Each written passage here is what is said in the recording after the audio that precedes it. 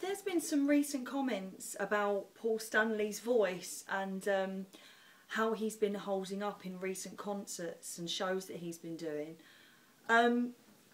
It's kind of annoyed me because one of my friends on Twitter, his name's Paul Finn, and he's actually responsible for a great website, Kiss in UK, where a lot of Kiss fans gather and we all have little chats and debates and stuff. But it's got to a point now where we're all like quite cosy with each other, that we just joke around and talk about various different things and not just Kiss related, which is why it's great. Moving aside from that, yeah, he said to me on Twitter yesterday that people are being really negative about Paul Stanley's voice. Paul Stanley has been in the business for over 30 years. He's been singing his heart out, may I add, untrained. He never had singing lessons, you know. He was completely untrained and he got onto the stage like in his teens, you know. And he's been doing that for so many years, and he's just had vocal surgery. Like, he's recovered from it, but he's going to be, of course he's going to be a bit ropey. He's not going to be 110%. Jeez.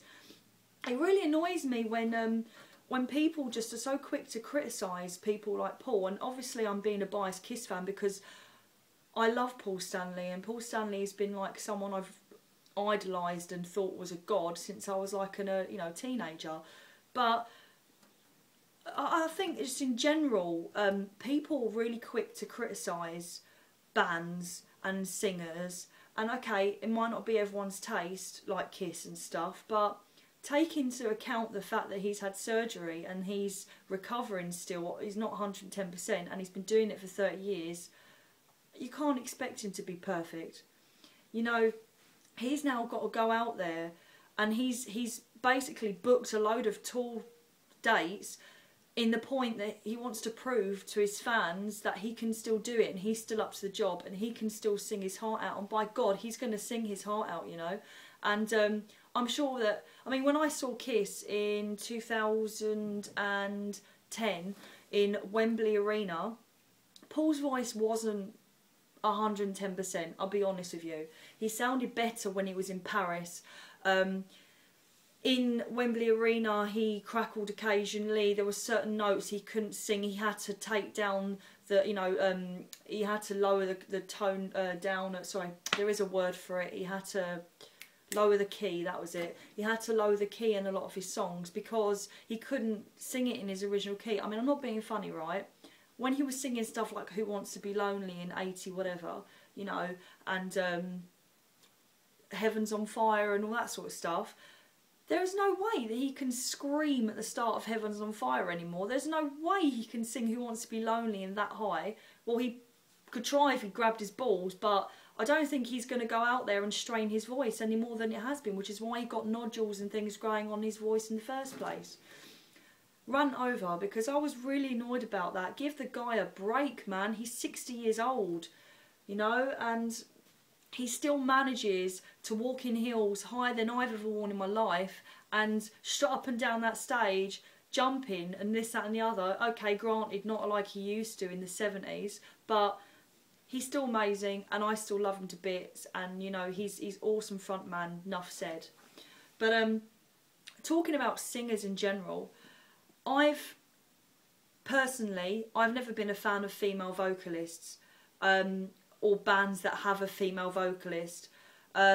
First one I guess that comes to my mind is like Lacuna Coil, people like that, Evanescence, just bands like that. I've never been a fan of female vocalists. I think female vocalists can get lost a lot in the music. I think when you've got a male vocalist roaring, that's what gets me, you know, a proper roaring vocalist. I think female vocalists work better with bands like acoustic sounding bands. So for example, a female vocalist I'm very fond of actually is like Sheryl Crow and Charlene Spiteri. I think Charlene Spiteri and Sheryl Crow have absolutely wonderful voices, and I think they're fantastic artists. But in terms of like rock bands and female vocalists, I've never been a fan. Male vocalists have more of an impact for me. I guess you can argue people like Paramore I'm not a Paramore fan. I've never listened to any Paramore. I've seen here this and that and the other, but I'm ginger, so obviously I've got an issue with the fake ginger hair. I think that that's just like, she's done us favours, put it that way, you know. I'm not going to argue with that, because Hayley Williams has done gingers a lot of favours, you know. But the problem with that is you've got loads of emo kids walking around Camden with their hair dyed bright orange and ginger, trying to replicate her, basically. But I'm not a Paramore fan, but I'm not going to slag them off because I don't know enough about them to slag them off, and I've never listened to their music, so I've never really given them a chance. But I think the reason why that works so well is because of the way that Hayley looks. I don't think it's got anything to do with the music. It's mainly about her.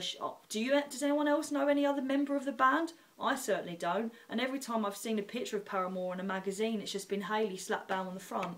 So I think the rest of the band is very in the background. So for that reason, I think Paramore eventually will die out and Hayley Williams will go on to better things and solo artist and whatever, you know. And, you know, rightly so, you know, she's got a great voice, and you know, she's a very pretty girl, and all the best of luck to her. But I don't really know where I'm going with this, because I kind of started with Kiss and then ended up at Paramore. But basically I just wanted to get that off my chest. Don't diss a singer when you don't know the ins and outs. I'm 90% sure that most of the Kiss fans that probably went to these concerts were young, new kids, young people, new Kiss fans who hadn't seen Kiss before, who haven't been avid fans since you were like this big. And they probably saw them first time at Download, or they bought a Kiss t-shirt and thought, oh, I better listen to some Kiss, and weren't impressed. You know, even people like Adele, who's singing... Even people like Adele, right? Again, I think Adele's got a lovely voice, you know. She's so honest, and she's got this amazing vocal range. But she was straining it because she wasn't singing the right way. Hence why she had to have an operation. And, you know, who knows whether she's going to be able to sing to the same ability that she did before. But I'm just saying, like...